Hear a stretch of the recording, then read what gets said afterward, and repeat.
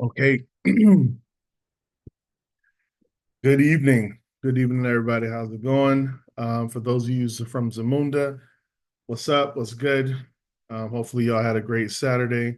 Hopefully, for those of you that watch football, your college football teams won, and may your pro football teams win tomorrow as well. Obviously, um, not everybody's football team can win, but may your football team win tomorrow. Except for the Cowboys. Just joking. All right, just joking. Let me not offend. For those of you not in Zamunda, really was just a joke. But what's good? If you can hear me, put a one in the chat. If this is your first time coming into one of our sessions, welcome. Instead of going through the whole thing, just who I am, just real quick. Uh, I'm Tensho. All right. Primarily a swing trader in Zamunda. Been rocking with Zamunda since the very beginning. My trades are more about patience and just giving time.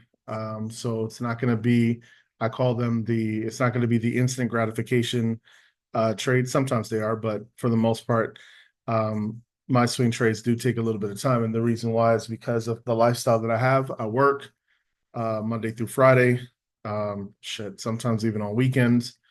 All right. So swing trading is a better trading style for me. Although I do dabble in scalping from time to time whenever I can, but primarily I am a swing trader. All right.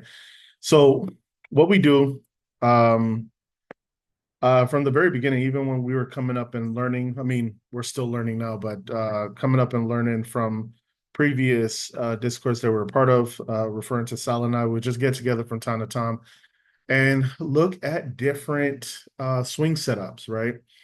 And see which ones fit best and go from there.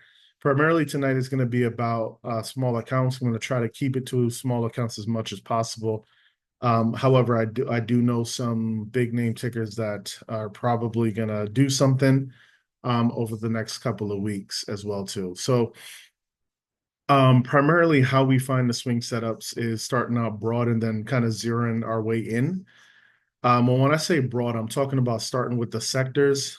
If you missed out on that, the sector review was posted um, on YouTube. It'll also be posted in our Zamunda YouTube as well too.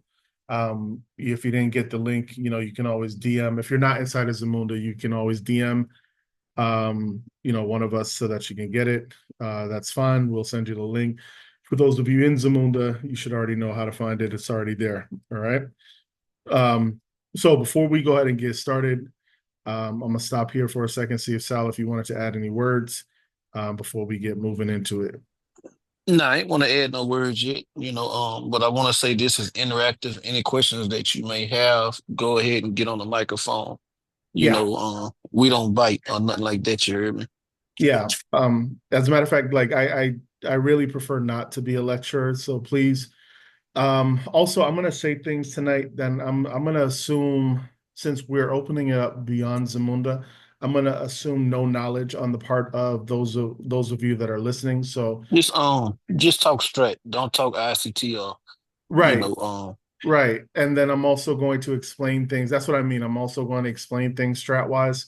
If you already understand it, cool. But if you don't, like I said, I'm not going to assume the knowledge of the listener. So we're going to take our time working through, the charting and everything like that, and then go from there.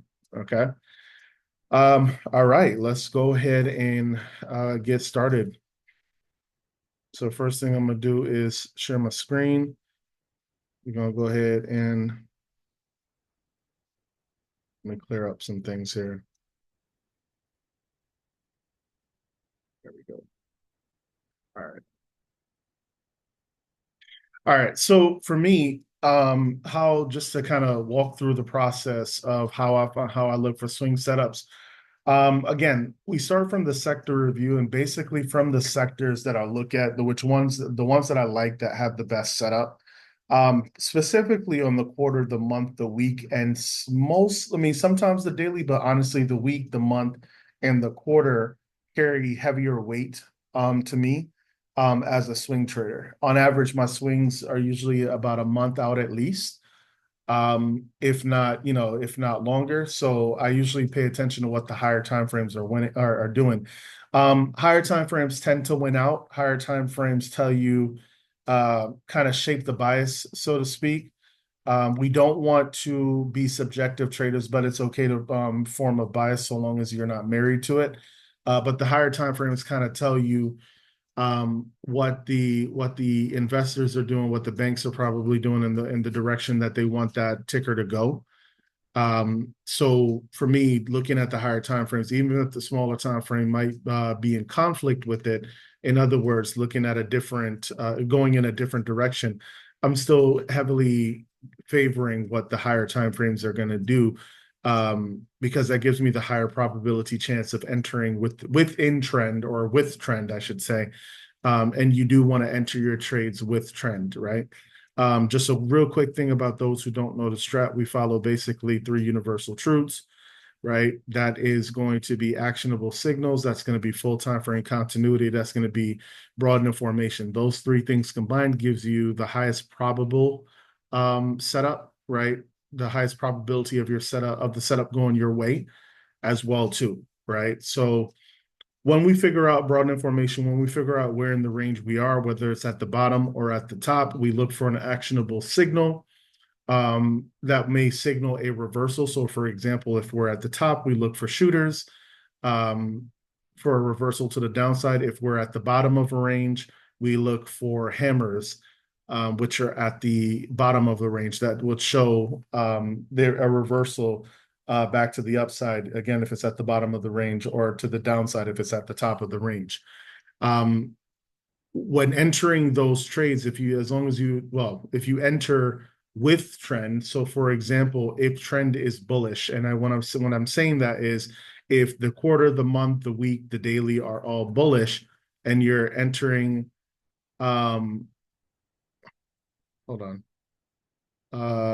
this is already recorded, so I'm gonna somebody just requested a recording to their computer, but this is already, I'll drop it in. I promise. I'll drop it. It'll take a minute to convert, but I'll drop it in, okay?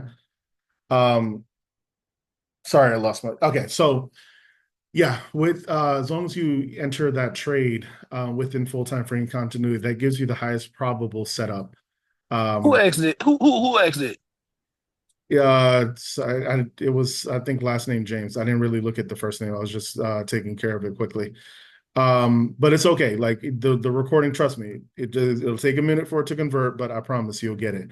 Um, all right. So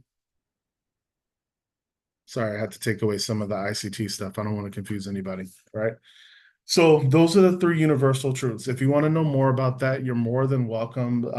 Again, for those that don't know the strat, you're more than welcome to ask questions about it. I have no problem answering them whatsoever. I'll even pause from time to time to look at the chat. Okay, good. Um,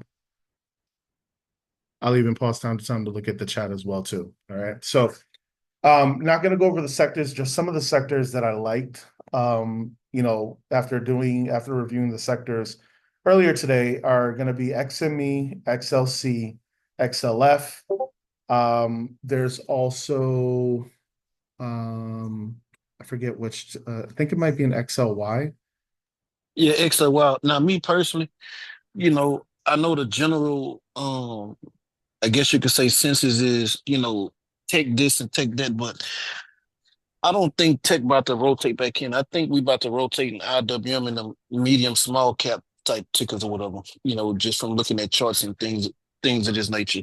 Yep. I think it's time to, also, put your bear hats on for, specific sectors and different things of this nature. And I'm mentioning that because a lot of times when, AMD, Nvidia, et cetera, the chip sector, when that's not bullish, is it like a lot of people get caught like a deer in his headlights and they can't short, like mainly like one trick ponies. In my opinion, as a trader, you're supposed to, attack the weakest sectors and attack the most bullish ones as well. You know, you don't want to just pigeonhole yourself to doing one thing. You want to be able to do multiple things, and that, in my opinion, shorting the market pays a lot better. but make sure that you shorten into the trend. Don't get married to a bias either. You know, I see people like I'm a bull this, bull that, and et cetera and shit instead of getting their ass cooked, Yep. you know. And at Zamunda, that's one thing that we definitely, I don't want to say preach, but for lack of a better word right now, preach into what we talk about with the beginners is one, not being married to your bias. Um, and two, we're not bulls or bears. We take what the charts give us and we make money either way. And yes, what Sal's talking about with love and puts, and as you become more experienced in trading, you're gonna find that you love puts too. It's the simple saying, stairs up, elevator down, right? When it's a put day, I mean, you could get like some pretty serious drawdown on put days, bloody days, and just like ticker just drops, straight drop and fast. All right, straight drops and then definitely fast. So you'll definitely appreciate if you haven't already, you'll definitely start to appreciate red days. Don't get me wrong, like days where we got big green candles, cool, but definitely love those red days. Like a flip like this would have been amazing. All right. So again, that Tensho, I have a question. Can oh I yeah, can I sure, go ask? ahead. Yeah. Right. So for small and mid cap, right? I know we have the IWM index, but that's a little bit more like broad. Are there like subsectors that would cover parts of the small cap and parts of the mid cap, like how we have like industries with the XLE, XL, F and XLY and the major indexes? Do they have something like that for the small and mid cap that you guys look at? Um, I mean, there's definitely subsectors. I don't know if it's It's some yeah, I can answer this a little bit if you can't. It's different subsectors or whatever. It's just like it's more sectors than I see people mention on Twitter. You know, but in my opinion, you have to go do some digging on that sector ETF website yeah. as well for it. Yeah, there are definitely some out. I mean, if you're asking if like ones I personally use specifically from smaller mid cap, I'm sure some of the tickers in what I look at are smaller mid cap, but that's not the reason why I'm looking at those subsectors. So, for example, what's popping into my mind is like cloud sector, cybersecurity sector, the defensive sector, like with LMT and Knock and Raytheon, right? So I'm not looking at them. I'm not looking specifically for small or mid caps. What I would probably do is like, for example, the Russell. If I'm seeing like the Russell, it's getting ready to possibly run or drop for that matter. I personally have an Excel sheet, which it's not like it's a guru thing or whatever. You can easily go online and get this information. But I created an Excel sheet for myself so I didn't have to constantly search where I can see what tickers are inside of that particular sector. And actually, that's a perfect question because it segues into what I was talking about. So from the sectors that have a good setup, then what I'll do is look at specific, not specific, but I'll look at some of the tickers inside of that sector. So for example, I had mentioned XLC as one of the sectors that I like, paying attention to how the quarter. Keep in mind, by the way, we do have one day left in the quarter, one day left in the month, right? Just so we're aware, right? But looking at how it's setting up, and I see like it's bullish across the board, right, for XLC for communication. So that tells me that I can start looking at tickers like Meta, Netflix, Google, Disney, Verizon, AT&T, I think even Warner Brothers is in there. Comcast might be in there too, if I'm not mistaken. Pins is another one. Snap, right? So, not saying you need to look at every single one of those tickers, but I'm purposely pointing out there are heavy volatility tickers like Meta and Netflix for those of you with bigger accounts, but then there's also small account friendly ones in there as well too, such as Verizon, such as Google, such as Disney, such as Snap and Pins for that matter. So if I'm seeing that the whole entire sector has buyers in it, wouldn't it, logically speaking, wouldn't it stand to reason that probably some of those tickers in there are probably going to have buyers in there as well too. You know what I'm saying? So that's where we start off with the sectors and then kind of zoom into the tickers. Now we're going to try to focus more on small account friendly tickers. So I'm actually going to go ahead and start off um, working with XLC first with some of the tickers that I looked at. Sal, if you have any as well too, send them to me. I know you had mentioned Oracle, so I'm definitely going to take a look at that. And even though Tesla may not be small account friendly, I'm sure there's probably a small account friendly contract that can be found. And I really do want to talk about Tesla. Now, Go ahead. I want to touch on Tesla a good bit too. So I do, I am in some Tesla swings already, but I also know what happened tend to happen at the end of the month. That shit get blooded, and that's because you know them institutions be taking profit and rebalancing. So I expect some bloodiness, and if we get back on a bullish trend, more or less, I expect Tesla to start paying at the end of the week. Now, but we may have a huge gap up Monday. I'm personally expecting it, but now the late bulls, that's when they gonna get caught up, because that's when they gonna swing, and then that's when they gonna get smoked and they get out their trades or whatever. You gotta, in my opinion, think like a institutional investor or think like them to ultimately win in this game too. Don't take this shit for a hobby, etc. Whatever. You know, because we all know the market don't just go up and it don't just go down. And also, me personally, I don't like playing at these goddamn highs. So if this shit don't like just start booming like crazy, man, might as well just sit back and wait, just like a cobra and wait for your meal, because that shit gonna come down. Perfect segue, right? That was one of the things I also wanted to say. We're going to look at some swing setups, and I want to be clear for those of you that are interested in being swing traders. I want to be very clear. You got to get the whole instant gratification shit out of your head right now, right? Yes, sometimes a trade may start hitting, sometimes it may take a couple of days, sometimes it may even take a week. Like you just heard Sal say, he doesn't expect something to happen until the end of the week, right? So we're talking 4 to 5 days worth of price action where he's going to be holding on to a contract, right? So if you get nervous with stuff like that, you got to get over that mental right now. And some of the trade setups that we're looking at, they may not trigger immediately, but I'm going to walk you through that process of what we're looking for and what the idea is behind the trade. So hopefully it kind of gives you some insight. And again, if you have any questions, what I'll try to do is pause every now and then to check on what's going on. Now, as far as the charting goes, I'm going to chart heavily more towards strat. If you see some things that say target, um, you can pay attention to it, but don't necessarily mark that out on your chart because the target that I have marked is for a specific reason. I'm also actually already in a trade for Google already. But my point in bringing up Google first is because, again, XLC is one of the sectors that I like. So when I look at that sector and I see that everything is bullish, the next thing I'm going to do is start looking at the different tickers. Again, Meta, Netflix, Google, Disney, etc. So one of the setups that I liked was Google. Now, on the quarter, obviously, it's not really showing you much. It's giving you a bearish candle, outside candle. But this doesn't necessarily scare me, and here's why, because we're currently in an uptrend. Okay. So just like you see with this first leg here, right?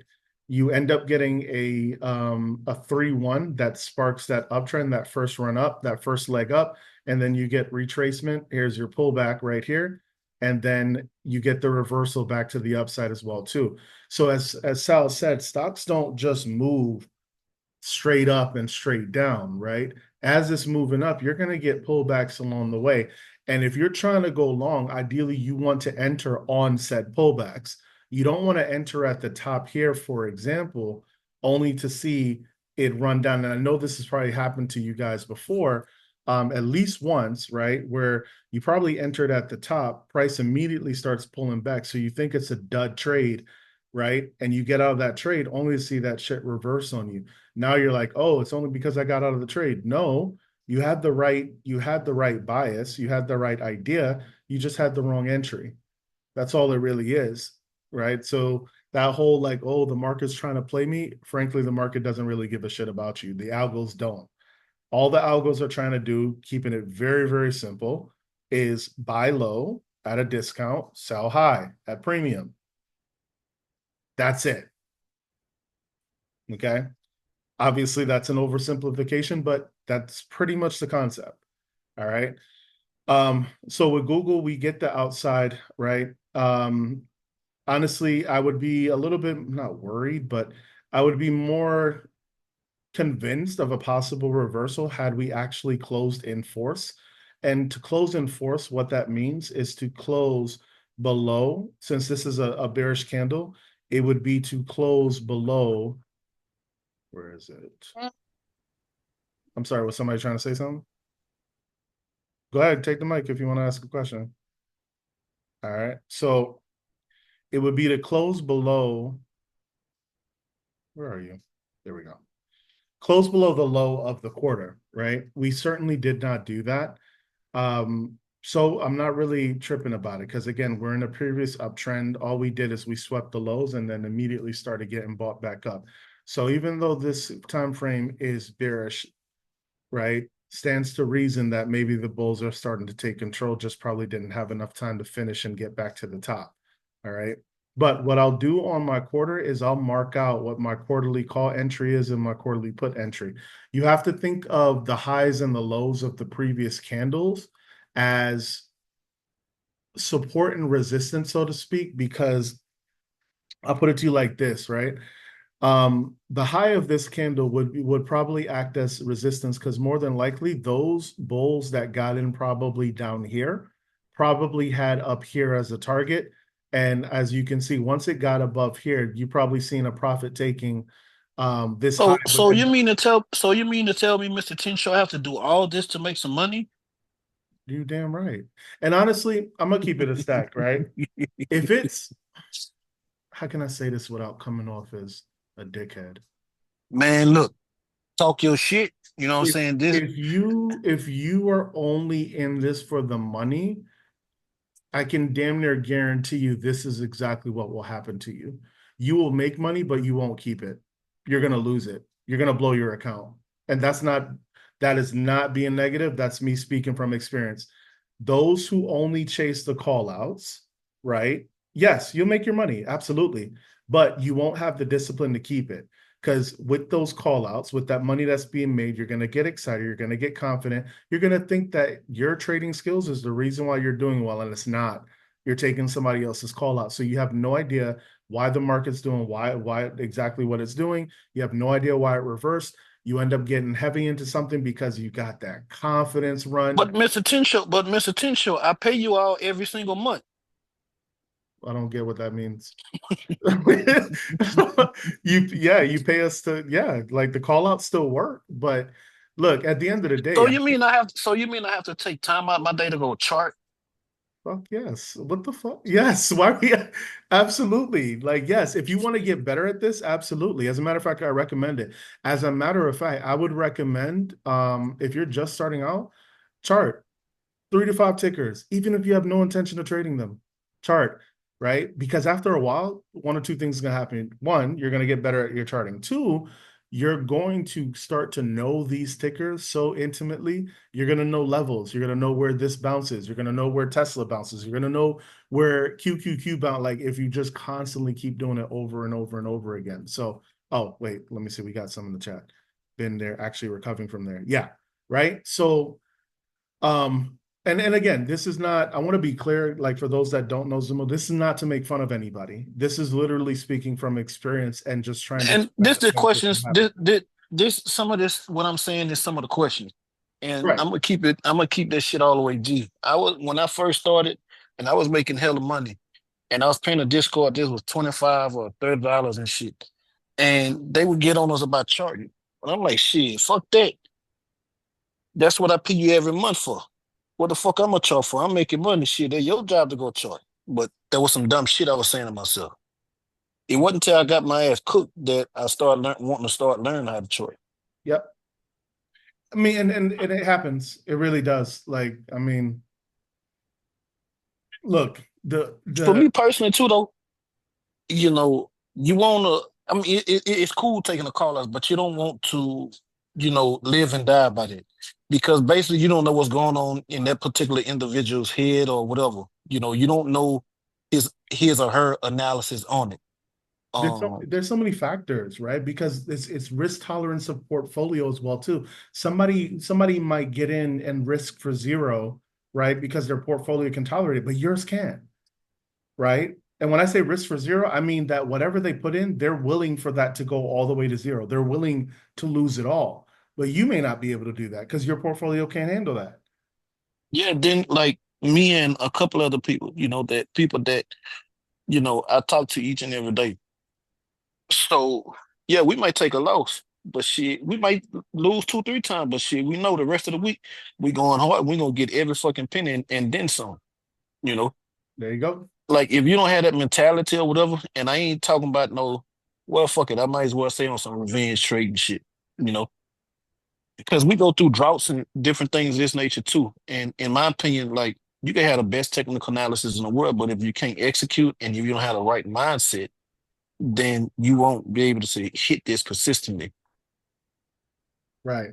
Another thing is some people trade each and every day, which, I do it, but you shouldn't, honestly, you shouldn't do it at all. Over trading, right? And but honestly, there's a reason why you do it. I mean, when you're running a Discord, you kind of have to. But if you're talking like not running a Discord, not and just you being the trader on it, no, you don't need to. Sometimes you could wait the entire week until that Friday and get that Yep. quality trade and be done for the whole week. All right. Man, look at that little cheap ass Dell when I shorted that shit. Shit, them contract were cheap as hell. If I loaded the boat in that bitch would have made a lot of people weak. Damn right. Good. That's actually a great point. Small accounts. Boom. All So right. I So got two of them though. I hold on, I got two of them. ABT and that's no that my bad. Give me that's MDT and yeah, that is ABT. That's out of XLV sector. ABT and MDT. Okay, we can Yeah, look at it next. and that's them fucker. Both of them fuckers some slow movers.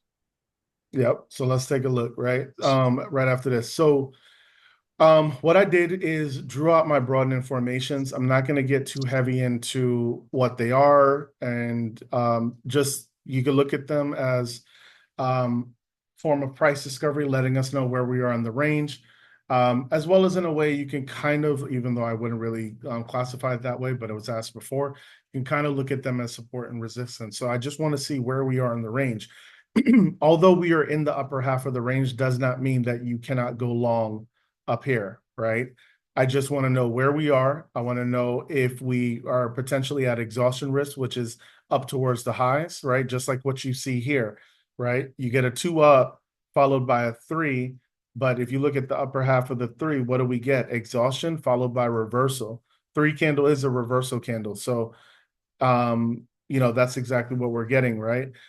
Same thing with even down here at the lows, right? We get the lows being touched off of this broadening formation here. And yes, it does take a little bit of time, but eventually price moves up. So essentially price is just constantly making higher highs and lower lows. Speaking of coming back into Google on the monthly, right? We get the retracement, right? Not necessarily a reversal. We get the retracement um, into this month, into September. And what is normally a bullish September, excuse me, September is normally bearish. This one ended up being rather bullish for Google. Unless we have like a dramatic drop on Monday, the assumption is, or the potential here is that this candle is going to close as a hammer. For those that know the strat, you know that is an actionable signal, one of five.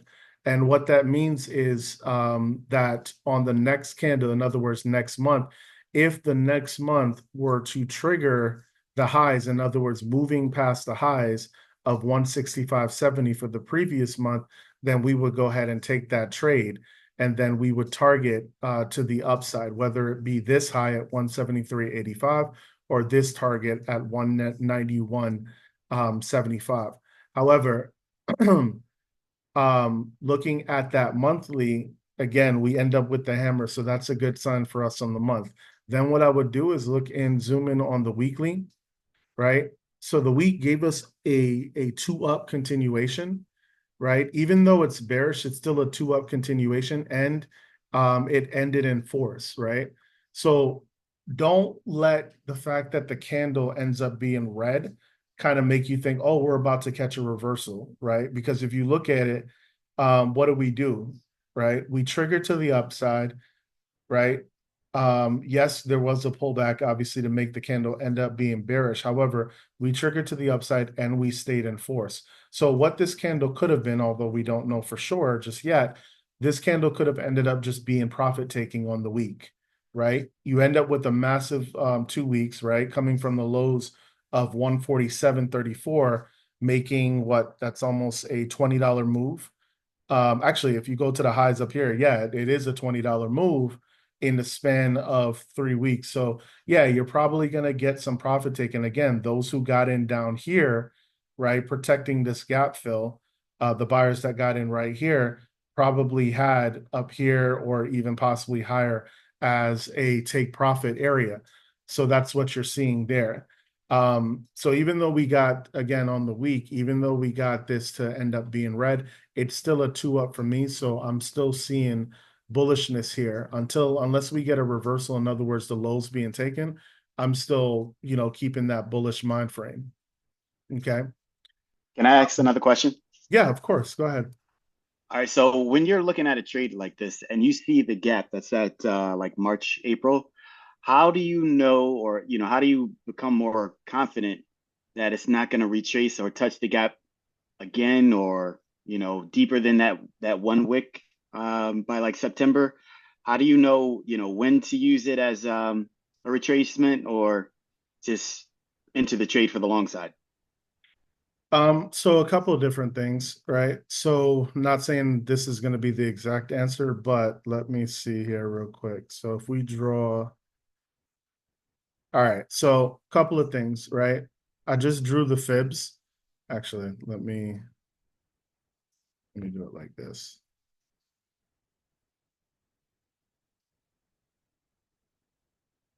All right, get rid of that, and then we'll get rid of the gap fill as well too. All right. So first thing that I would probably do if I'm seeing price retrace, because I've already established that we're in an uptrend. Yeah. Right. So I'm seeing that we're in an uptrend. Even if you look back further, right? What have we been doing? We've been making higher lows as price has just been continuing up, right? We don't actually make lower lows until probably, yeah, I would say here, right? This low to that low, right? So right now I've established that we're currently in an uptrend, right? So what I'm gonna do is I'm gonna take if I do the fibs, I'm gonna take from the low, the most, I guess, current or most previous low that made that last leg up to the highs, draw my fibs out, right? So if it lands in, I guess, the golden zone, if you will, the 0.61, I do have different, there's a reason why mine's look different. Actually, let me just do it like this. 1 second. I think these will, yeah, there we go. All right. So those are your regular fibs, right? So I see price has retraced back into this 0.618, 0.786. So that tells me that that there may be some buying here, right? Now, as far as the gap fill itself, how do I know that it's not going to automatically come back in? I don't, but I'm reading price action and I'm using that to tell me what's next. Because remember, with the strat, let's say this were to come all the way down into the gap fill and wick off of it, just like what this can, excuse me, like what it did here, but let's say it came in just a little bit lower, I'm still looking at how that candle closes, right? So if I'm seeing that it wicks off the gap fill and then starts immediately getting bought up, that tells me that that's an area that the buyers want to protect, at least for right now. Okay. And then after that, I can take that 2-2 reversal, which is what we get right here, back to the upside if I wanted to. Now, who's to say that, it reaches up higher and then finally retraces back down again? Yeah, that's certainly possible. But that's obviously when you would use proper risk management and cut your trade if that's what, I mean, I would assume if it takes out this target, depending on what your contract is, you're probably in profit anyway.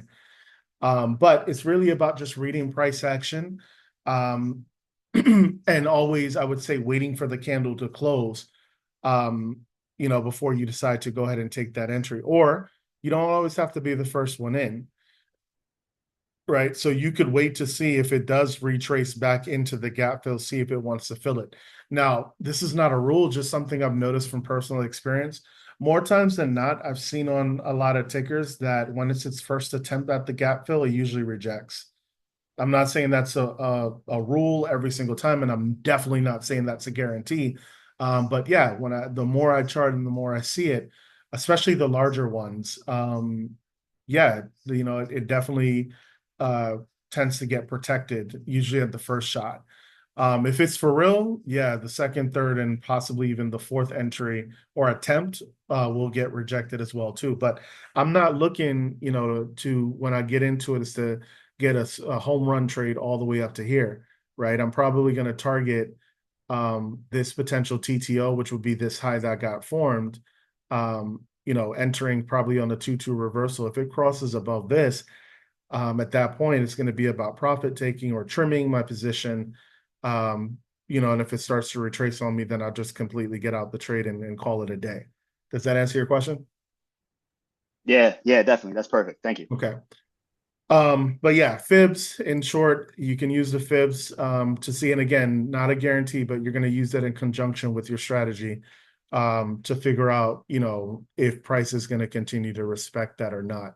But yeah, so far, it's being respected. And again, this is where I'm kind of coupling the bias that I have with the sector overall, right? XLC, because remember, I did my homework on the sector. So if the sector overall to me is bullish as well, too, I'm probably going to think of this pullback as just that, a pullback, right? And so I'm looking for areas of where we can possibly get a reversal back to the upside. And again, TTO here, or potentially really TTO here, which would be, I believe, taking Google to all-time highs. All right. So once I figure that out on the weekly, what I'm also going to do is go ahead and just mark out my weekly entries. I may not enter off the weekly, right? But I do want to know, because again, these areas are profit taking areas. They are also support and resistance, right? So if price were to take the weekly entry, there's a good chance that you might get on a smaller time frame, you might get some retracement to retest or retesting of this 165.70 before ultimately going higher. Basically something like this, right? Before ultimately going higher. So if you do get the weekly entry, and the same applies for the daily or the monthly or the quarter for that matter, but if you do get that entry being taken, you don't have to be the first one in as a swing trader. More often than not, that same level is probably going to be tested, right? So if you cross above it, it's probably going to retrace back and get tested. Or for example, this high right here, if we get above 168.74, I totally expect for price to come back and want to retest that, right? Because even though I have drawn my broadening formation on a higher time frame, you can still have broadening formations on lower time frames. And if price action were to get up and not display, well, close above this high on the weekly, that would create a broadening formation, the top of your broadening formation. And again, you can definitely have more than one. So I'm going to go ahead and mark out my weekly entries, but then I'm also going to mark out my targets. Since right now I'm kind of not married. Since right now my bias is bullish, I'm not necessarily going to mark out my targets to the put side. However, if you did or were thinking bearish on Google, your next weekly target would be the previous candle's low, and then then your second target would be the next candle's low after that. For the calls, or excuse me, for the longs, it would be this high and then followed by that high, that high, that high, and you keep moving up. All right. So a couple other things that I've noticed as well too, just on the weekly, is that we also have a pivot machine gun setup with these 5 candles right here. Um, 1, 2, 3, 4, 5, where the high of each candle is higher than that of the following candle, the following range. So in other words, 5 candles where the high is, it gets lower as we continue. So with the pivot machine gun, you think about that as, for lack of a better word, kind of like liquidity areas where sometimes you might see price basically just chew through it pretty easily, right? So what most strategists would do is mark out these highs as targets, each and every single one, and just watch as price, tries to knock them out.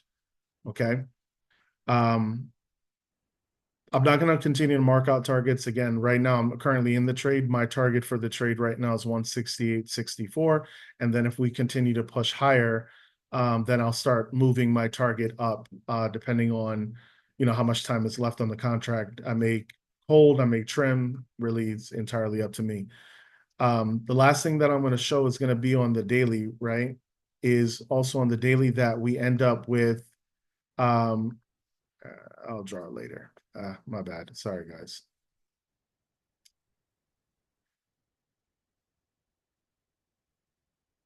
There we go. I'll draw it later, right? So then on the daily, we end up with a 2 up. Not currently in force. Basically, what we see is that the highs got taken out. This 3 candle was the high and it got taken out. So we saw exhaustion off of that, right? Just because you see that type of exhaustion doesn't necessarily guarantee that you're going to get a reversal back to the downside. It's still a bullish candle. It just didn't close in force.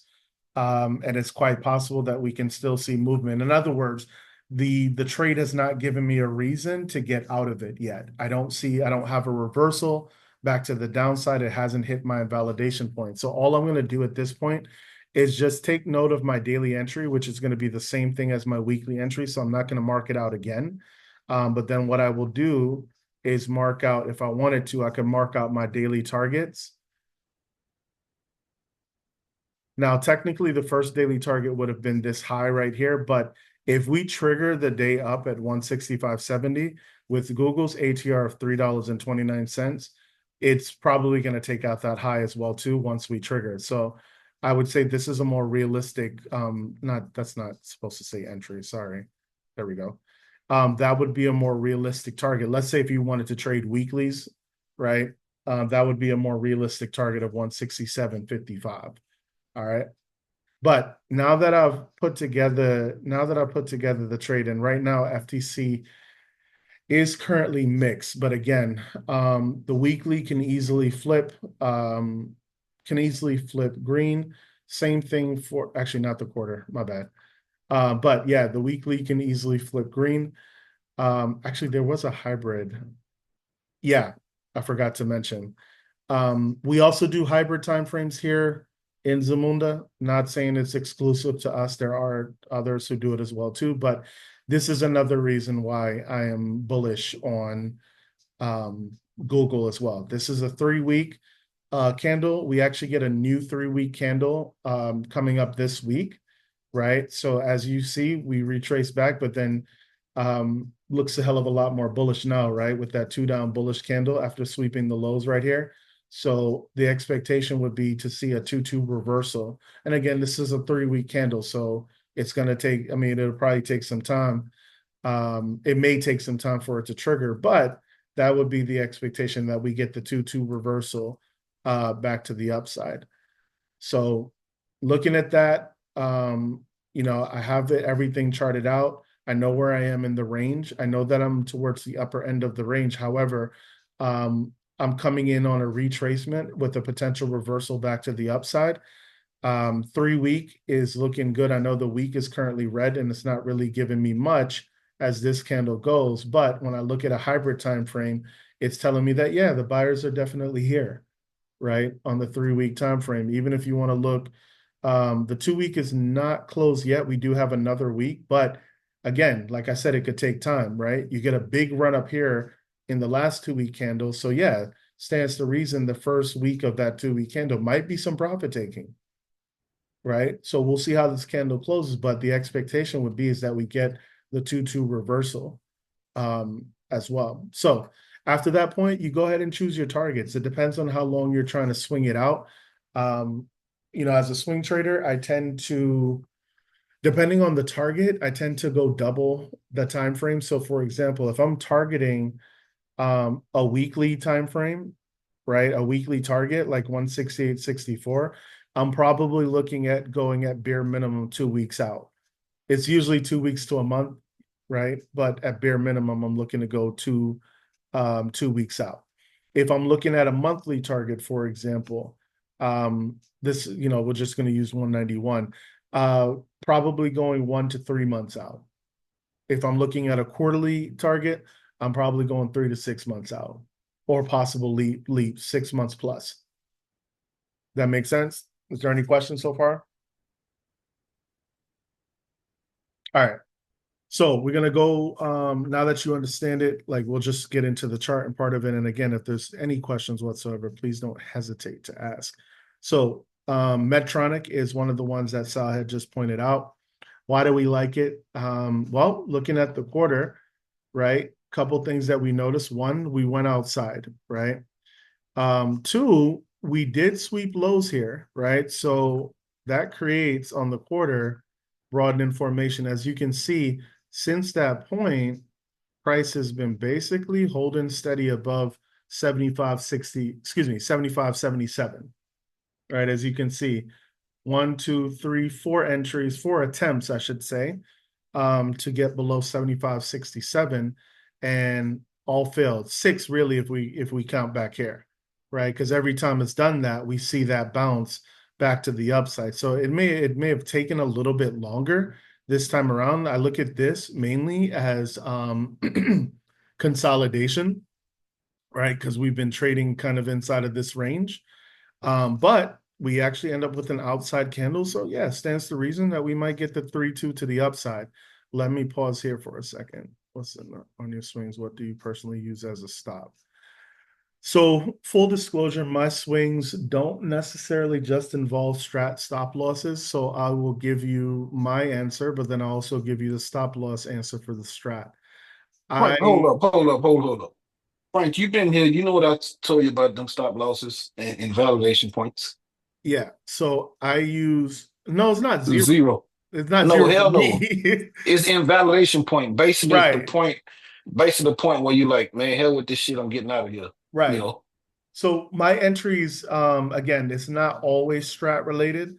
So I haven't, like Sal said, invalidation points. In other words, if price closes, let's say I'm in longs, and if price closes below that invalidation point, I'm out of the trade.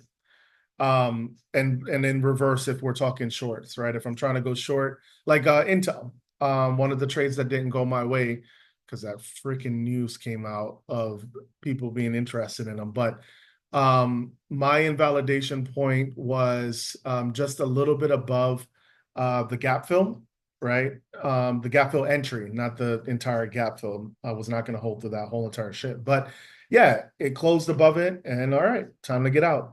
It is what it is, and I'm not going to revenge trade it.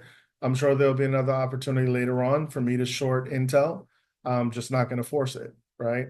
We just get out. It is what it is. We move on we live to fight another day.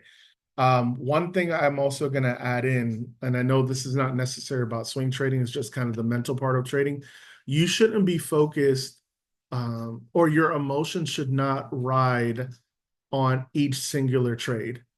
You really should be looking at it as, how did you do over the past 5 trades, or how did you do over the past 10 trades, right?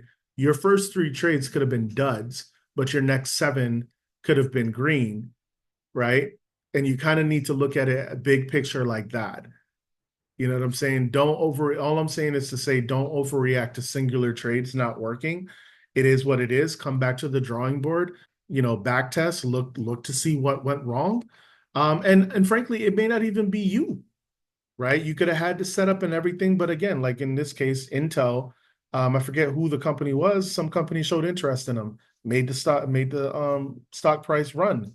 It is what it is. There was no way that I knew that was going to happen. So can't be mad at myself about that shit. It is what it is.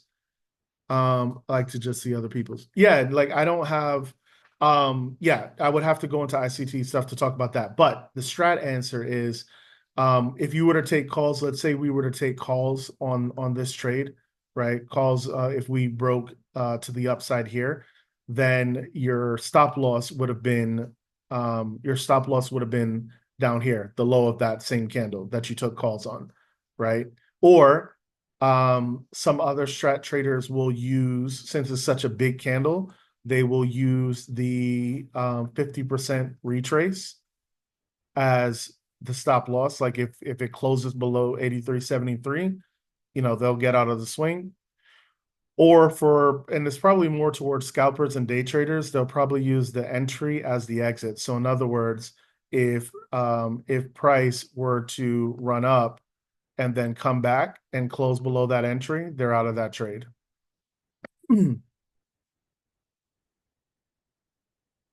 Yeah, I use both depending on the size. Yeah. So whatever works best for your portfolio. I know everybody looks for like concrete answers or like, hey, how does he do it? But I'll give you answers, but it really also depends on your portfolio as well, too. What can your portfolio tolerate, honestly, right? The entry always gets me stopped out, then rips. Well, if you're using, I mean, if you're swing trading, I probably wouldn't recommend using the entry as the exit. Because I mean, you're trying to give yourself time, right, with the swing trade. That's the whole reason why we buy the time, so that if it does retrace, that Man, we that should tell you trade enough that time. they should tell you stop looking at that damn P&L and just stay in the trade. Fuck Yeah, that. I ain't man, you don't never ain't nobody ever see me say a trade don't stop me out. Fuck that shit. I'm gonna just take the loss. yeah. That's what I was gonna say too. Like, you can't be looking at if you're getting into swing trade, especially for something like a month out, you shouldn't be looking at your profit and loss and counting your money, immediately. Now, see, when you over leverage or oversized in them trades, that's when you keep looking at that shit. And that's the shit that keep you up late at night, Yeah, hoping that something done, moved or something, or right. man, just don't even look at the P&L. And then also, again, coming, I know we're kind of veering off into mental stuff, but also like if you cut the trade and then it goes in your favor, you got to get over that shit as well too, right? Because all that's going to do is cause you to do stupid shit on the next trade, which is probably going too heavy or staying too late. Okay. Each trade is different. All right. Don't treat it exactly like the last trade. All right. All right. So we have our broad information drawn out. We know that we're at the bottom of the range, right? Good sign that, the lows are being protected. Um, we know what our quarterly call entry would be, like if we want to go to the upside, and we wanted to trade, like let's say we wanted to trade 6 months out, you're probably wanting to take the quarterly call entry, not necessarily like a weekly entry or a daily entry, right? If you're going 6 months out or longer, you probably want to take either a monthly or a quarterly entry. All right. I'm going to go ahead and just mark out even though I don't think, even though I'm not necessarily bearish on this right now, I'm going to go ahead and mark that out. And then I'm also going to show you what your quarterly target would be. Boom there. And then the next target for the quarter would be all the way up here. All right. And then, and I only do really one target per time frame, and then I'll just walk it up as it takes out certain targets. Now looking at the monthly is giving us a 2 up, right? Just not in force, but it's still a 2 up. All right. So again, just because you see this exhaustion doesn't automatically guarantee that you're going to catch a reversal. Ideally, what you would be looking for at a high like this is a bearish shooter that would probably help you to feel more confident into shorting, right? Although you probably, would be going against trend, but that would feel, you would probably be looking for that. Right now, there's nothing about this, even though it's not enforced, there's nothing about this that makes me want to say, all right, it's time to short. All right. If anything, on a smaller time frame, probably just retracement. to probably, make the next move higher. I'm not going to mark out monthly entry because the monthly entry is the same as the quarterly entry. So hopefully y'all see that. Okay. Monthly put entry would be there if we wanted to take that. There it is. Boom. All right. And then monthly target. First monthly target is going to be up here on the call side. There we go. And I'm not really going to mark out. We're thinking I'm honestly thinking bullish. So the interest is saving time. But if you were on your own, you would mark out again, you would mark the chart out to both sides. Because again, you don't want to be a subjective trader. You want to have a plan no matter which way the chart goes. You want to have a plan for each side, right? If it goes puts, this is what we're doing. This is where we're targeting. If it goes calls, this is what we're doing. This is where we're targeting. And this is why we're targeting. Okay. The why definitely matters. Okay. I'm going to go ahead and take a look at the 3 weeks since that one's creating a new candle. Well, we have an inside. We actually have an actionable signal. And again, when it's inside, I don't really pay attention too much to whether it's bearish or bullish.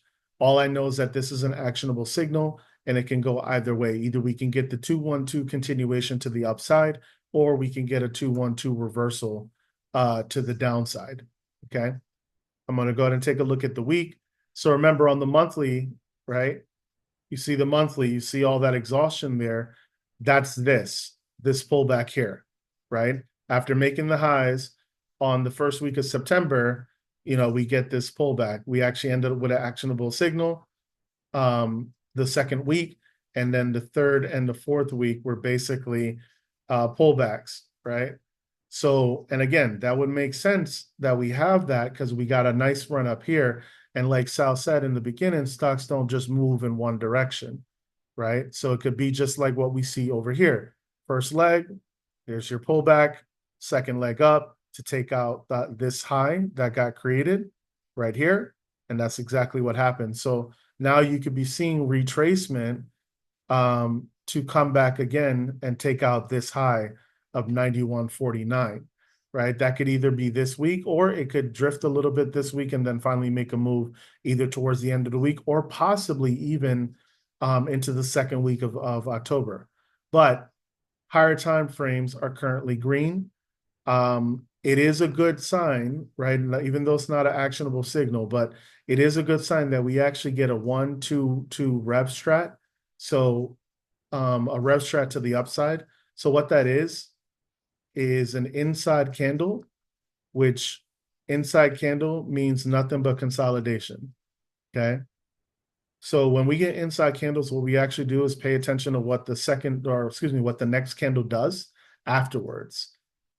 All right. And one of the things that I've noticed with, those rev strat setups or those holy grails, the inside candle, I pay attention to, I'm just going to illustrate this real quick. I pay attention to what that next candle does. If it breaks the low of the inside candle, but then ultimately just wicks off of that, right?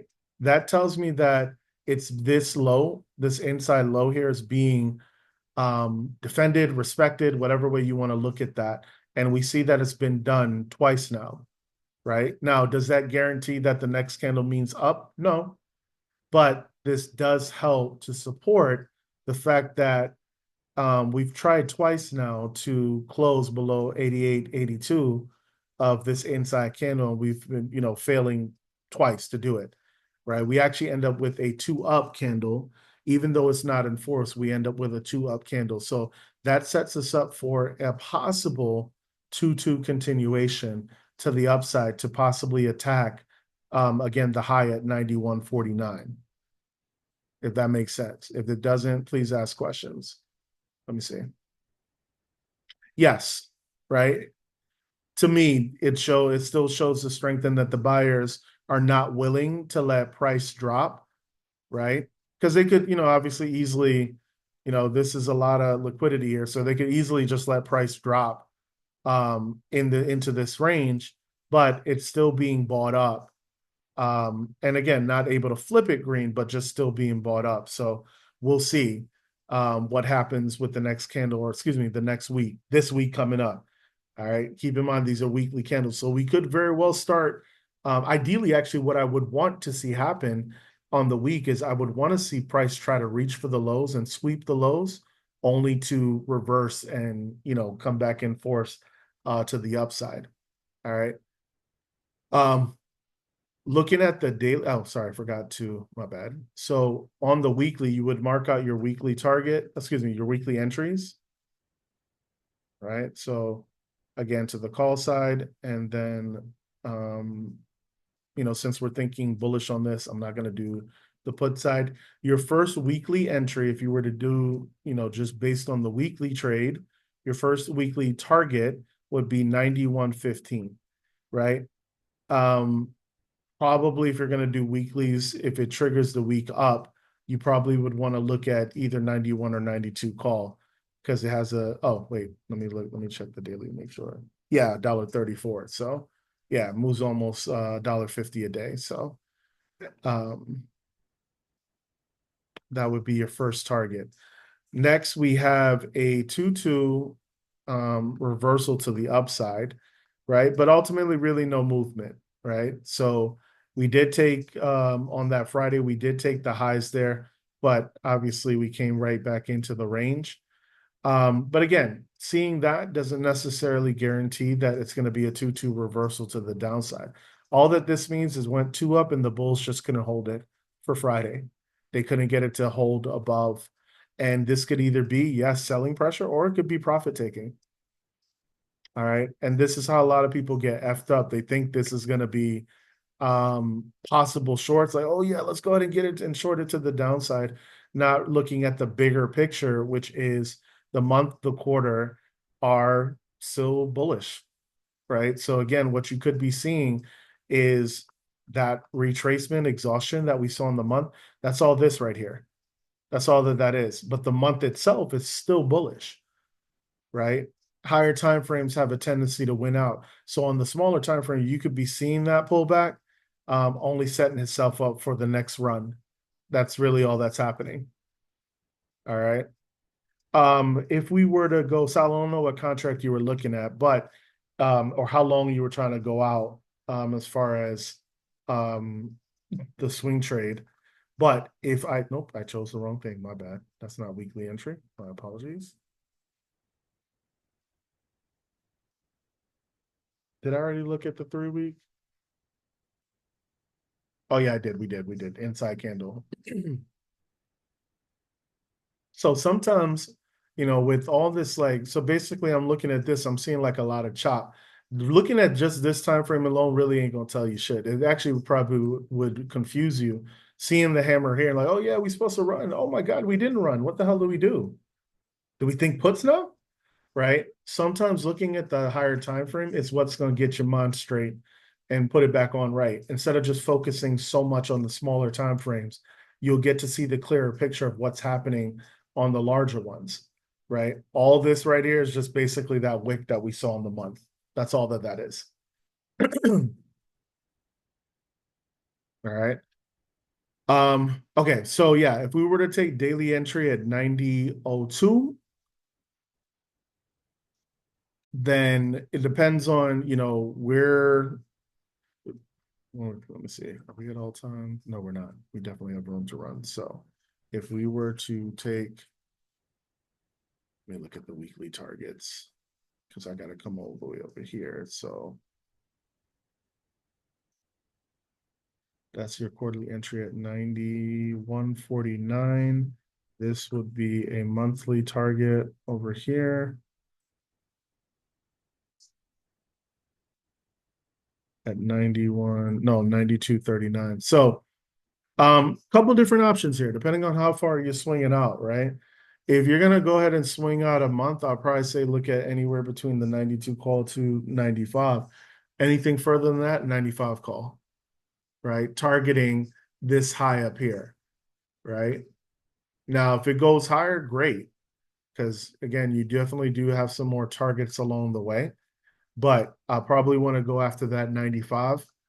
Probably want to go after that 95 call and probably even look at not just October, but possible November contracts as well too. Again, for me, I like because it's a monthly price target. Remember what I said, 1 to 2 months out, or 2 to 3.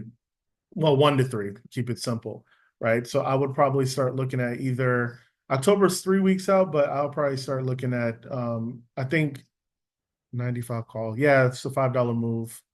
Yeah, that could be done in 3 weeks, realistically speaking. So I'll probably say either the 95 call for October or 95 call for November. Let's see which one is more small account friendly.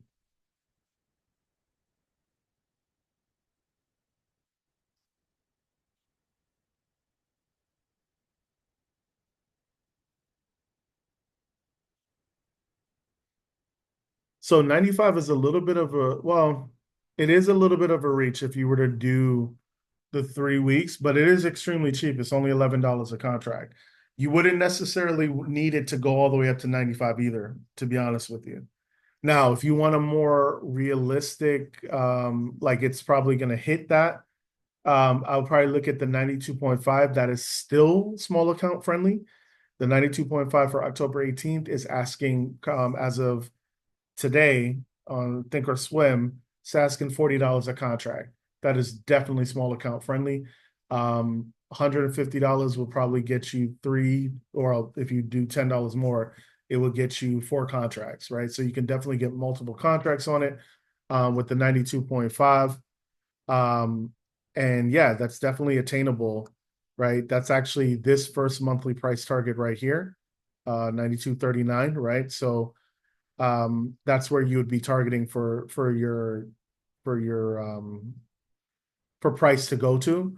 And again, if that happens within like a week or possibly 2 weeks, then you've given yourself that extra third week to trim, leave runners, and let see if the runners run up to 95.60. If you feeling froggy and you want to do it in the 3 week time frame, again, the 95 call is asking $11 per con.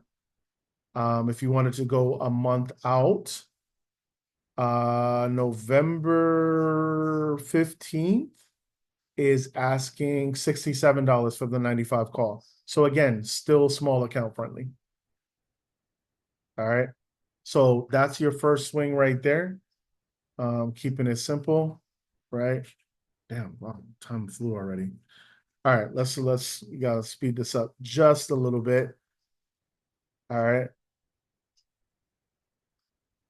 So I've shown you how to chart. So for this one, it's going to be more so going to be about just finding the proper contract and just taking a look at what's going on with the chart. So quarter, again, it's outside, just not currently in force. But again, we're seeing a run, you see the pullback, and then essentially we've just been consolidating really from that time since that point for Abbott. Looking at the monthly, month is giving us shooter vibes. So there's a potential reversal. Looks like we tried to take out, come back and attack the high up here. Couldn't really do that TTO, and we ended up with a shooter. Excuse me, we ended up with a shooter to the downside. So I'm actually going to mark that out. And then I'll take, yeah.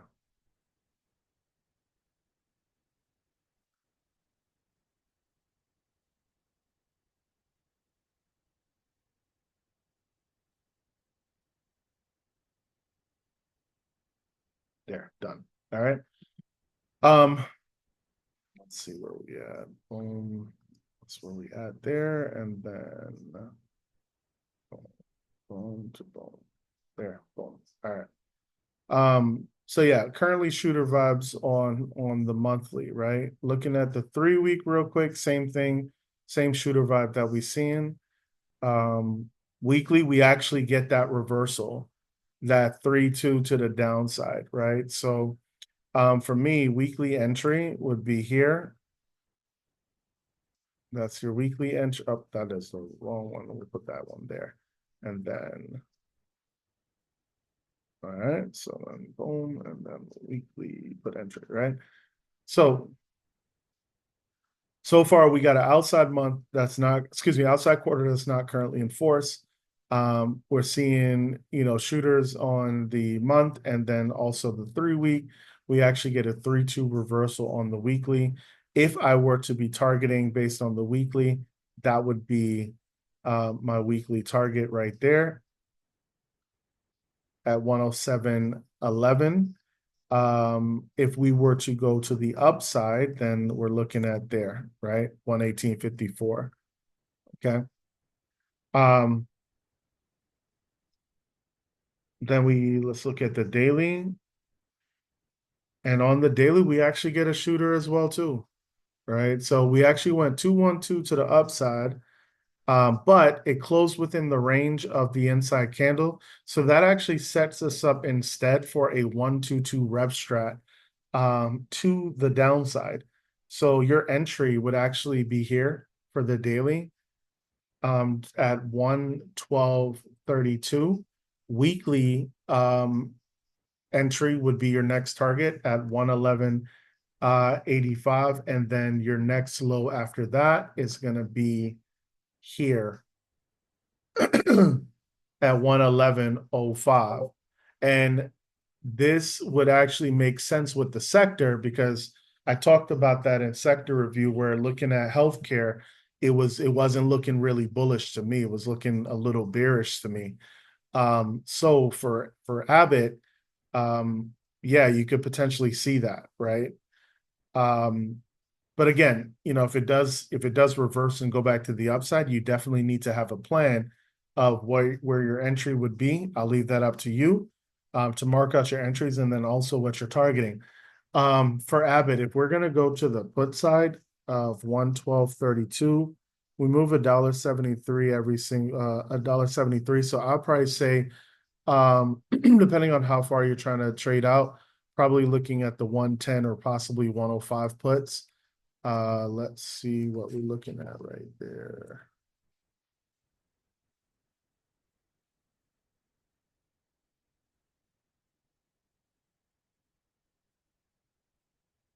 So the 105, 110s would be more so for a weekly, but if we're trying to go October 18th, the 105 puts we're looking at is asking $64 a contract. So again, small account friendly. You may be able to squeeze out maybe one, maybe two, and then go from there, right? October 18th is probably the one that you'll be looking for. All right. Because again, like I said, I mean, yes, the quarter is bullish. So I do expect at some point some sort of retracement back to the upside. However, majority full time frame continuity is currently bearish. So right now it seems like the sellers are in. I don't think they're going to be able to completely. Obviously, we only have 1 day left in the quarter, so they're not going to be able to completely flip that into bearishness. Can you save this Zoom? What do you mean? Like record it? Yeah, it's already being recorded. It'll be, yeah, for those of you in Zamunda, it'll be dropped. Once it's done converting, probably tomorrow is probably when it'll drop because the longer the recording, the longer it takes to convert. But yeah, it'll be dropped. We'll probably even put it on the Zamunda YouTube as well too, for those who are interested in checking that out. All right. All right, we're gonna keep it moving. This is one that I'm sorry, let's see what's in the chat. Okay, thank you. Yep, no problem. We'll keep it moving. So this one is out of the this one is out of the metals and mining sector, right? AA Alcoa. Okay, so this is what I'm seeing on the quarter. Not quite, actually, yeah, that would be considered a hammer, right? It's in the upper 33rd percentile of the candle. But the one thing that I'm really noticing is also just the support, right? If we look at the quarter, and that's one thing I definitely want you guys as swing traders to get in the habit of doing, paying attention to support and resistance. Like the higher time frames are damn near cheat codes, really, right? And I'm not saying it's always going to be that way, but like for example, Ford, anything like I would say $11 to $10 range probably is going to eventually get bought up. Okay, even if it goes down to the 9, probably going to eventually get bought up, right? Because if you look at the higher time frames, you look at the support around those levels, you'll see like it does eventually get bought up. Maybe not. I mean, it may seem like it takes a long time if you're looking at it from a smaller time frame perspective, but that would probably be a good thing to probably go into leaps if you see like price dropping back down to that level. So again, AA, we're kind of seeing that, right? We're seeing 3 attempts here over the quarter to get below essentially $30, right? And then here again on this past quarter, same thing again, right? I would almost even wonder, because I didn't do this, but I think we may, let's see, if we pull from here to there on the fibs, and there you go, golden zone, right? Price is now retraced. If we take from the low up to the high, price is now retraced back into the golden zone, right? And yeah, so no surprise that we're seeing buyers in this range. Makes total sense that we're seeing buyers in this range on the quarter. So coming into the month, right? The month, right? That exhaustion that we see on the quarter here, that's what we're seeing this month, right? That 2-2 reversal right there. Okay. So if that's, we ended up in force, the expectation is that we continue pushing to attack the highs up here at 45.48. Okay. And this would be a TTO to the upside, triangle day out, right? First triangle gets created here. Second triangle is getting created once we get, once we take out 45.48 to the upside. All right. Looking at the 3-week. All right. We actually go outside on the 3. Again, same level of support that we pointed out earlier, right? Just more information, more data, more candles. But we go outside. So we're looking for a 3-2 continuation with this next 3-week candle. Again, keep in mind it's a 3-week candle. So you might get some pullback, but it's a 3-week candle, right? So it's going to take 3 weeks until this thing closes. It may eventually end up just being a 3-2 to the upside. Looking at the week, we're in force as well too, 2-2 continuation. Earnings is not until October 16th. So I'm looking at targeting a 10-18 contract. Obviously I normally do not hold through earnings. Let me be clear on that. So I will probably, if I do enter a 10-18 on this, I'm probably going to exit the trade before earnings kicks in. I don't really like playing earnings. I personally think it's a gamble. It's fit, I'm just not a fan of it. All right. So yeah, we get the 2-2 continuation, and then on the daily, right? The daily we get a shooter. Now, remember, as I said earlier in the beginning of this conversation or earlier in the beginning of this video, I said some of the setups that we're looking at are not going to be immediate. This is one of them. Okay. Because of this shooter, that tells me that we may possibly get pullback. But again, pay attention to what the higher time frames are. The higher time frames are giving you. So Monday, like Sal said, is the close of the month, also the close of the quarter. So you may get some positions being closed and some rebalancing. So what I'm really looking for is for price to either go 2-2 and maybe exhaust off of this gap fill, or to completely fill this gap, right? If that happens, my target may change from 45 maybe down to 40, right? Just something a little bit more realistic. But if we just get retracement, but ultimately nothing happens with this gap fill here, and we reject off of that, and I see that we're wicking off of that, I'm probably gonna, since I'm looking at 10-18, I'm probably gonna go for a weekly target, not this one, I'm sorry, which would be up here, 42.55, or if you want to go for that wick, 43.10. So basically the 42 or the 43 call, right? So again, if we retrace back into this gap fill and we get a bounce off of that, then I'm probably looking at the 42 or the 43 call for October 18th. And at this point, it would just be about choosing, which one is the more appropriate contract, right? So October 18th, 42, 43 call. So still small account friendly, just a little bit over $100. The 42 call at 110. 43 call is asking 84.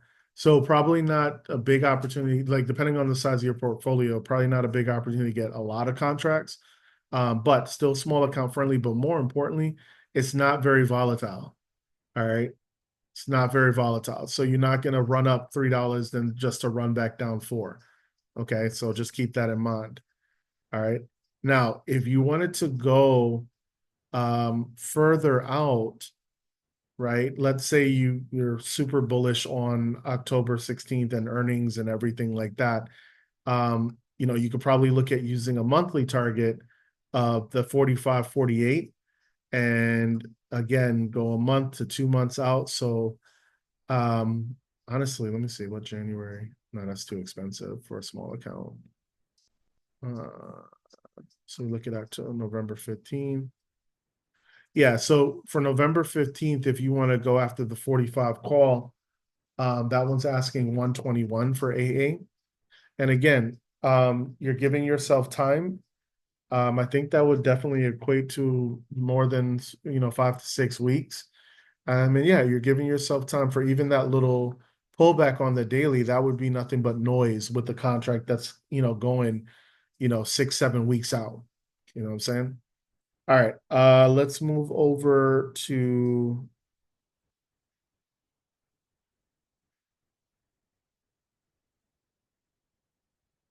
American Airlines.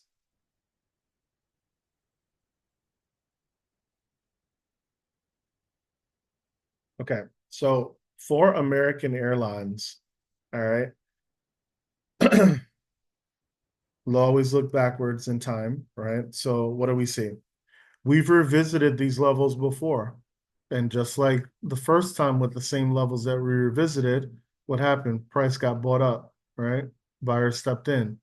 So we anticipate, or it wouldn't be unrealistic to kind of expect that price starts getting bought up down here as well too, right? This is why, again, I always say, make sure you take a peek at, previous levels on the higher time frames, right? The same level that's acting as support over here is the same level that was resistance over here, right? So now that we're above that level of resistance, it's now acting as support, not only once, but then twice when we tried to come back to it again.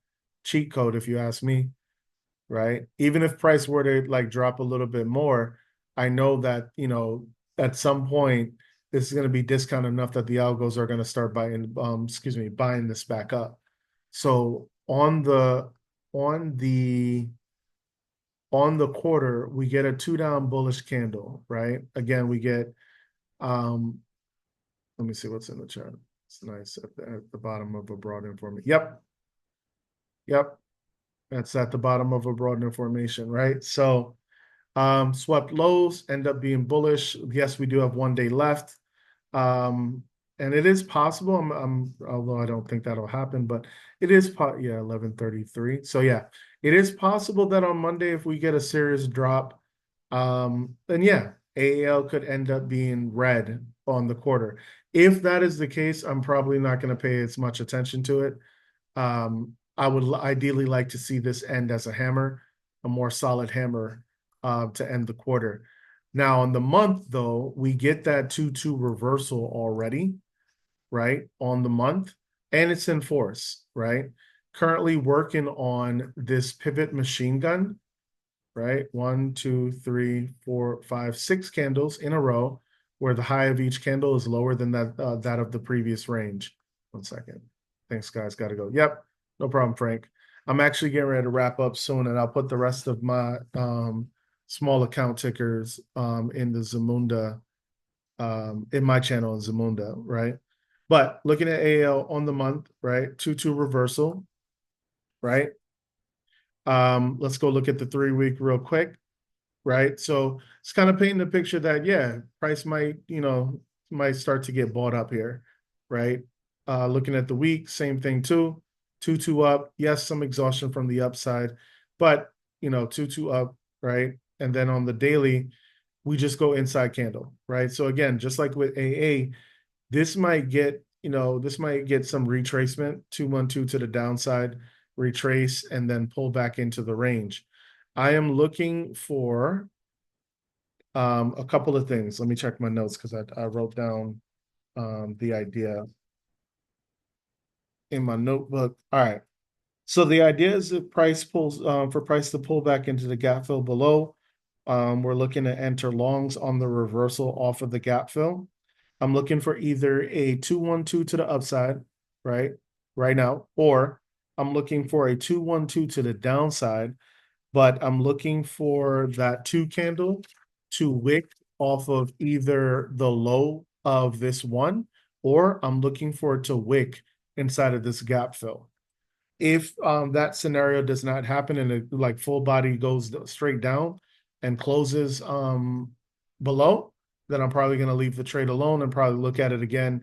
More than likely, it's probably going to come back and retest this 1086 level. Now, if it plays out the way that I'm looking, right, I'm actually targeting the weekly target up here at 1391, but I'm actually going to give it, more time simply because it's a small account ticker that doesn't move very fast. It's only 39 cents on average a day, right? So a 13 call may be like, yeah, it's only a $2 moves. And yeah, that's not, it's really a dollar and a half move, right? But with small account tickers like this, you really only need the ticker to move like 50 cents, to be honest with you. All right. Let me see. Let me stop here real quick. Still swinging the January calls. No, no, I forget what happened, but I probably closed that out a long time ago. Now, funny enough that you mentioned that. I'm looking at January calls though. I'm either looking at November 20th, 13 calls or January 1st, not first, excuse me, January 17th, 15 calls. So yeah. But yeah, it invalidated. So I was like, you know what? I'm not really gonna sit here and hold it. So I got out of it to look at it again on another day, right? So we'll see how this plays out on the smaller time frame. But again, full time frame continuity is currently bullish, right? The only time frame that's currently bearish is going to be your daily. So I'm looking for price on the daily to eventually correct and fall in line with the others, the weekly, the month, and the quarter, right? There's also a gap fill here that I'm looking to see if it'll get attacked. I'm not necessarily worried about it rejecting so much because again, I'm giving it time, um, especially if I choose the January. So a gap fill rejection on the daily is not really going to stress me out, especially when I've given it up until January 17th to get with it. Now, you also have to take into account seasonality, right? We're coming into Q4. What happens during Q4? Holidays. What do people do during holidays? They travel. American Airlines stands to make a little profit off of that. Yes, I'm aware of the earnings as well too, but again, if I'm choosing something in January, I'm not really flipping out about what's happening on October 17th. All right. Hopefully that makes sense. All right. So that is AAL. I think we have time for just one more, and then the others, again, like I said, I'll put in tomorrow. Let's go ahead and talk about pins real quick.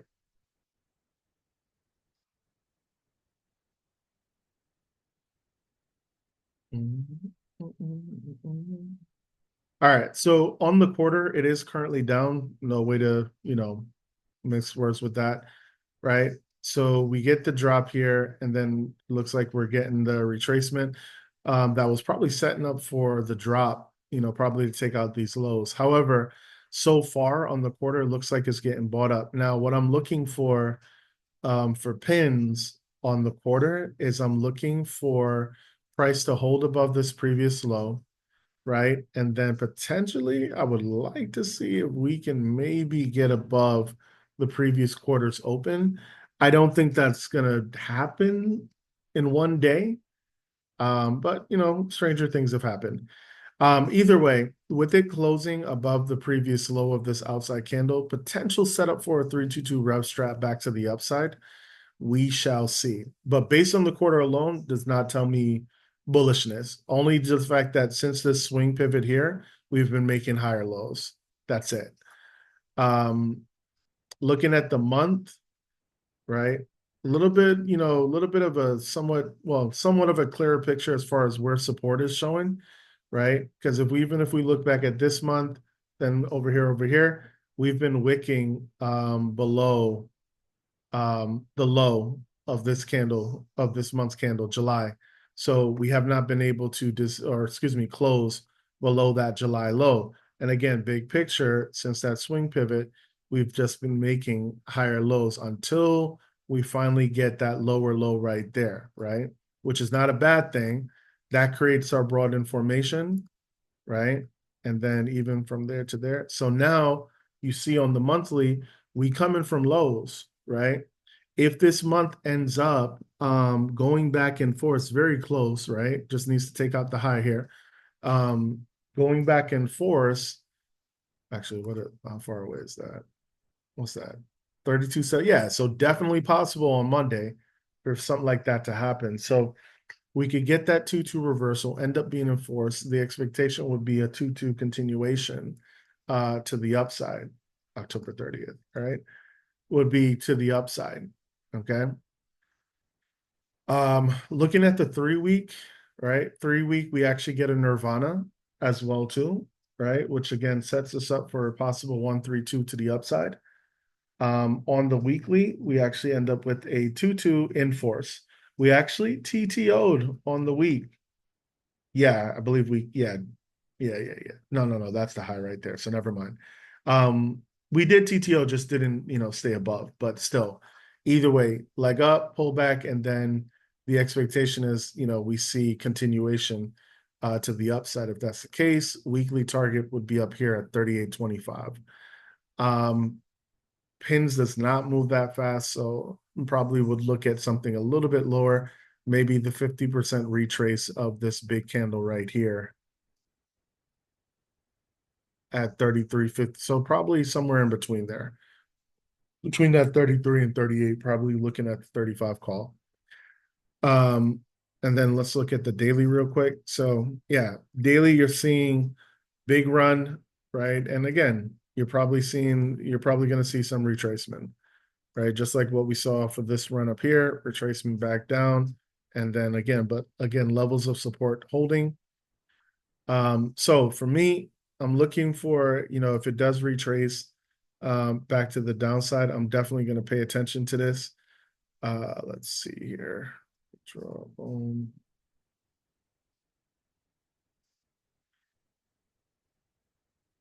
Shit, I messed up.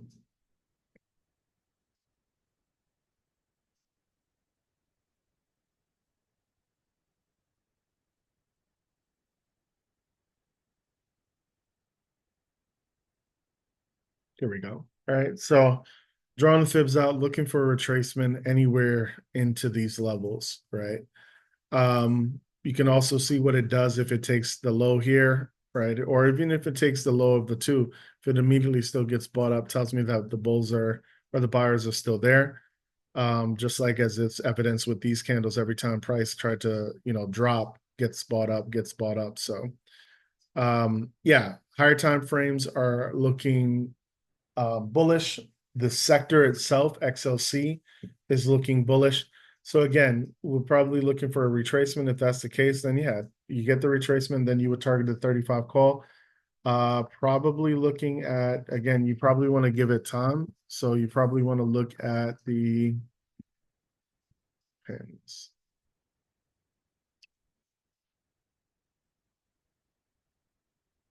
We're talking $3. We're talking a $3 move. If we go, so October 18th, 35 call for pins, $31, right? If you want to buy time, that's fine. Still small account friendly at 173. Not too, like, it's still getting a little bit on the high side, but if you have a portfolio for at least $500, you should be able to handle that, right? And just probably just be one contract instead of multiple contracts. Okay. But yeah, hopefully this was insightful. Hopefully this gave you some information as far as how to find some of the swing setups on your own. It's always, at the end of the day, it's going to be about starting broad and then working your way in. And when I say broad, I'm saying start with the sector, look at where the money is flowing, look at where the money is rotating into, and then start looking at the tickers that have either the same setup or a very similar setup to what that sector has, right? And then at that point, it's going to be about choosing contracts, choosing targets, and then just executing. Now, keep in mind, even though you may have a certain target for that swing, if you end up being, 80 to 100% or more on that contract, don't be one of those people that tries to get greedy and tries to wait until it absolutely hits the target, right? On some of these swings, you don't necessarily need it to hit the target. You just need it to move in that direction, with enough time left. Hopefully that makes sense. Let me see what's going on in chat.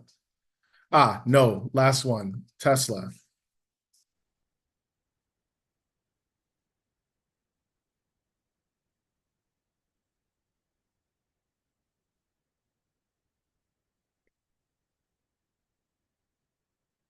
So XOY is definitely a sector that I think is probably going to do some, do some things in Q4. But also just one other thing I wanted to show. Oh, my bad. Drive sector as well too, right? Just a quick look. I'm gonna breeze through it real quick. Double outside combo right after going inside. Okay. On the month, right? 2-2 reversal. Actually, 3-2-2 rep strat on the month. Okay. A lot of accumulation there, followed by the pullback there. 3-week is giving us a nirvana, and then the weekly it's giving us a 2-2 continuation to the upside. Guess what ticker is very heavily weighted in the drive sector? Okay, so on the quarter, right, 2-2 continuation probably would be a target for me if I was to go swing. TTO to the upside, looking like 300 is definitely one, but I also know it moves fast, so I'm also going to take into account here and then also here as well too. Okay. Looking at the monthly, right? 2-2 reversal back to the upside in force as well too, looking like we want a TTO back to the upside. Damn, Tesla really about to do some things. Wednesday, October 16th for earnings. So I think what we're seeing is the potential earnings run up actually. 3-week is giving us the 2-2 reversal as well too, right? I'm sorry, 2-2 continuation. My apologies. That's not a 2 down, that's a 2 up. So 2-2 continuation as well, right? So it looks like again, after we get that swing pivot, we make that high. After making that low, this high failed to take that out, so we ended up going lower, which creates that broadening formation. However, again, swing pivot. So now we're making higher lows since we pivoted right here, right? So it looks like we're setting up to TTO not only above this level here at 271. Oh, that's for the 3-week. But all these other targets, 299 and 314, look to be in play as well too, right? So again, looking at the 3-week, zooming into the week, again, TTO is what we're looking for, right? We made that high, we pulled back, we made a higher low. So the expectation is that price will push and make a higher high, right? Now that that's what we're hoping that price will do. Looking good so far with this 2-2 continuation, right? But again, 271, 299, 314 are definitely the targets that I'd be looking at. And then on the daily, you actually end up with the holy grail hammer, inside hammer as well too. So, with full time frame continuity being bullish, we're looking for a 312 to the upside. And again, you could TTO to 271 or 299 or 314. Now, because I know that this is a fast mover, right? It moves almost $10 a day. So it's quite possible, frankly, that in a span of 3 weeks, that we could see a $40 move, right? So let's go take a look at some contracts. Let's see what's what.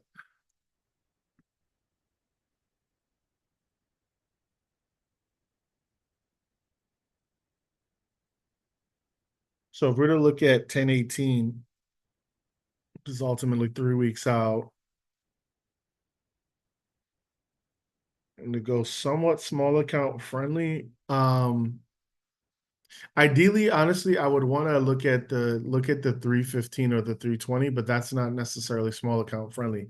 I would be targeting the 314.67. So I know I can choose, 315, 320 there. But um taking into account earnings run up, and I know Tesla has been getting beaten up, so and I know just judging off of XLY and the drive sector that um, we might see a move, like a pretty serious move for Tesla in the next couple of weeks here, or possibly even this week. I would probably say you can take a look at the 350 calls for Tesla is asking $1.75 per contract. And remember, you don't necessarily need it to go all the way up to 350. If it does, cool. Like that should be an amazing fucking trade. But you don't necessarily need it to go there, right? Um, Even if it goes up to 315, 320, still great. Okay.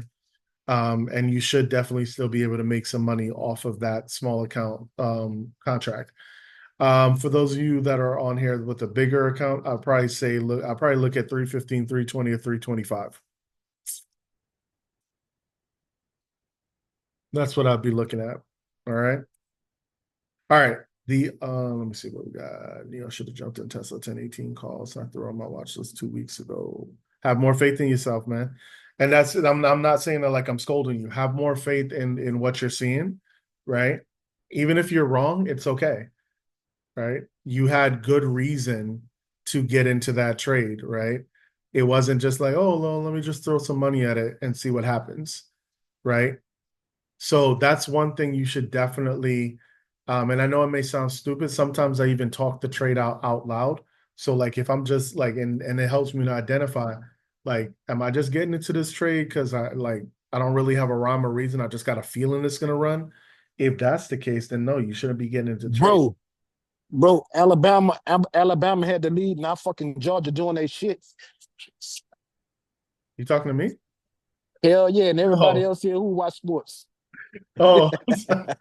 No, I thought you were gonna say like because I know you also put it on the sports bet and play. So I'm like, are you trying to say they like you up or something or but not well, I mean, man, that's I knew that was gonna be a game for sure. Bama and Georgia. So we'll see. Like you said now Georgia's up.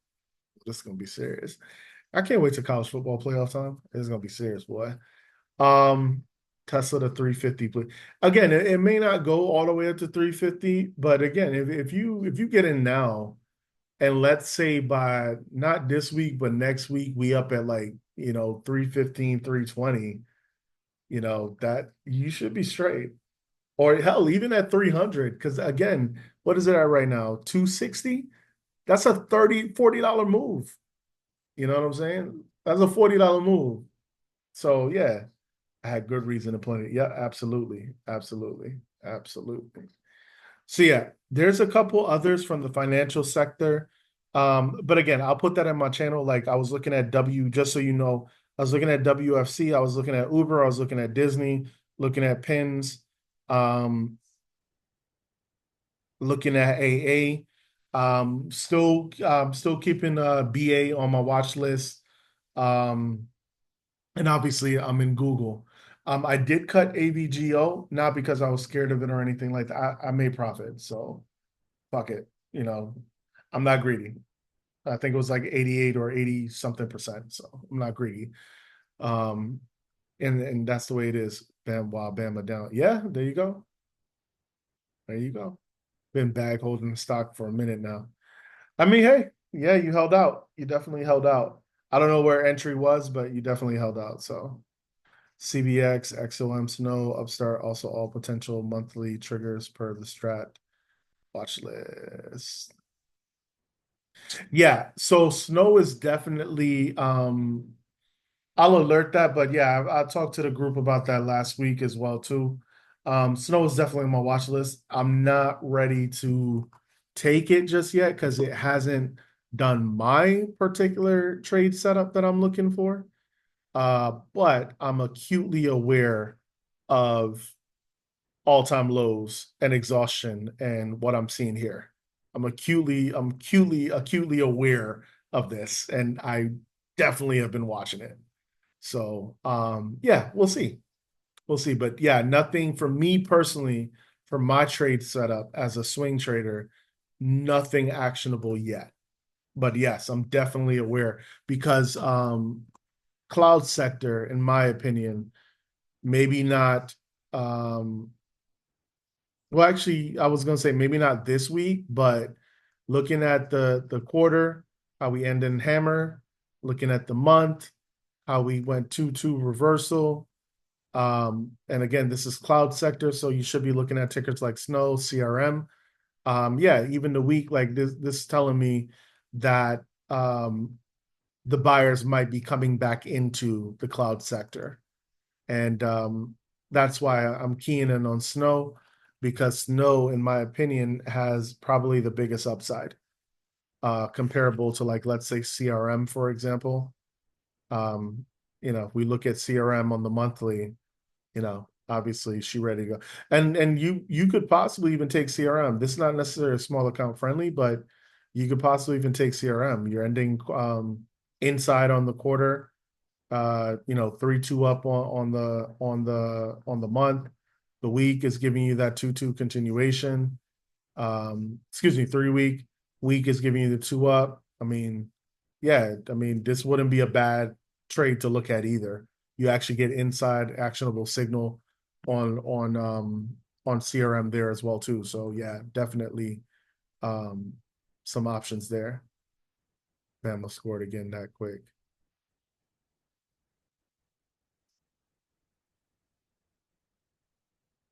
We do. The small accounts are mainly more called for swings. Obviously we don't really want to day trade or scalp them because it's not enough volatility, but 1018 for the Tesla contract, 1018. Anything further out wouldn't be, in my opinion, small account friendly. Yeah. All right. You're welcome. Oh, then Drake said, let me see, cloud sector there. Oh, another ETF. Boom. So cloud computing, right? So on the quarter, boom. Right. So yeah, you've seen the beginnings, right? Two down.